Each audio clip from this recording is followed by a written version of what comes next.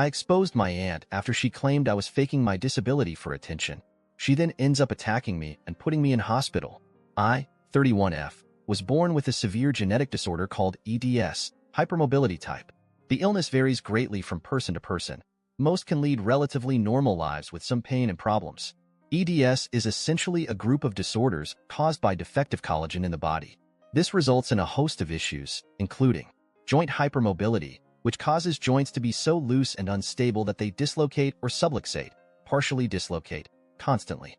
Severe joint and soft tissue pain due to the constant dislocations and the resulting damage to the joints, among other things. Extreme chronic fatigue. Skin that bruises easily and, in thin areas, can even tear. Dizziness when standing up because my blood pressure drops rapidly. About 11 years ago, my disorder worsened significantly, and I was forced to start using a wheelchair to get around, as walking more than 100 feet became extremely dangerous for me.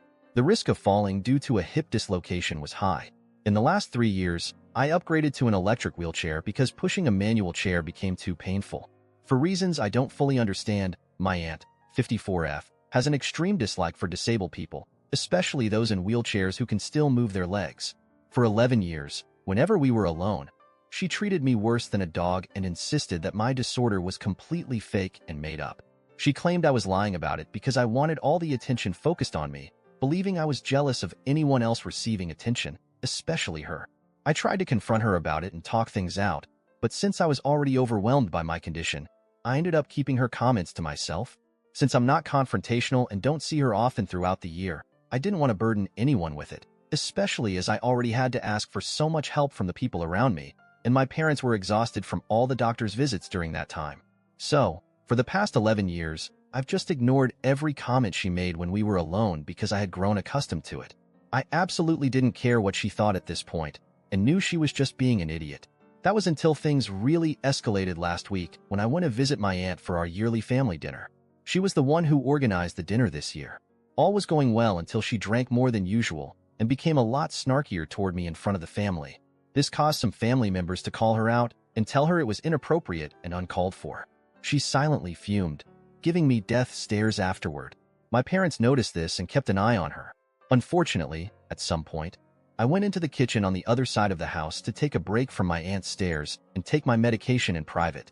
My aunt followed me into the kitchen and closed the door behind her. I knew this wasn't good since she was clearly intoxicated, so I discreetly started recording the incident on my phone. Since the door was closed and we were far from the others, with many people talking loudly in the other room, no one could hear us, even if I screamed. My aunt began asking if I was enjoying being an attention hog and ruining her dinner by humiliating her. I slowly tried to maneuver my wheelchair toward the door while apologizing, telling her that wasn't my intention. At that point, I tried to say what she wanted to hear so I could get to safety. She started raising her voice, accusing me of being jealous of her success and faking my disorder out of laziness. She began calling me every name in the book, yelling nonsense at me. I started to think she might be having a mental breakdown and began crying, pleading with her to let me go. Realizing I needed to get out of there, I decided I couldn't do so in my chair, so I tried to get out of it. Unfortunately, she turned violent and pushed me back into the chair hard. She screamed that she wasn't done yet, and that liars like me needed to be taught a lesson. She started hitting me in the face as hard as she could, which dislocated my jaw. Then she tried to pull me out of the chair, dislocating my arm, but I fought back, so she failed.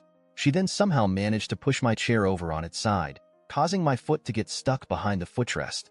Luckily, my dad, noticing my absence and that my aunt was also gone, became concerned and began searching for me. My father later told me I let out such a blood-curdling scream that it was audible throughout the entire dining room, prompting him and my mom to sprint toward the sound. At this point, I was starting to lose consciousness from the pain. I remember my dad bursting through the door. From what I was told, my dad body-slammed my aunt, his younger sister, and punched her to make sure she stayed down. My mom screamed for someone to call 911, which my nephew did immediately. My mom then got me free from the wheelchair and tried to recall her first aid training. Meanwhile, my dad pinned my aunt to the floor while my aunt's husband stood there in complete shock, not knowing what to do. The police and ambulance arrived, and they put my aunt in cuffs. She screamed at my dad, asking how he dared to lay hands on a woman, no less his sister. My uncle then tried to defend my aunt, claiming they didn't know what had happened and that I could have tipped over myself after trying to attack her. He insisted his wife would never do something like this and that it had to be provoked. He apparently said much worse things, but my parents won't specify what exactly. I regained consciousness at this point, likely due to receiving some strong pain medication. It's still a blur because the medication left me disoriented. I was taken away by the ambulance while my aunt was taken to jail. At the hospital, I was found to have multiple fractured ribs, a dislocated arm, and a dislocated jaw. I also suffered a concussion from the punches, but the worst damage was to my foot, which turned out to be broken. I also have cuts and scrapes everywhere because my skin is so fragile. Fortunately, the injuries weren't severe enough to require surgery, but with my disorder, it will take at least 10 weeks in a cast, followed by physical therapy, although my ankle will likely be permanently damaged.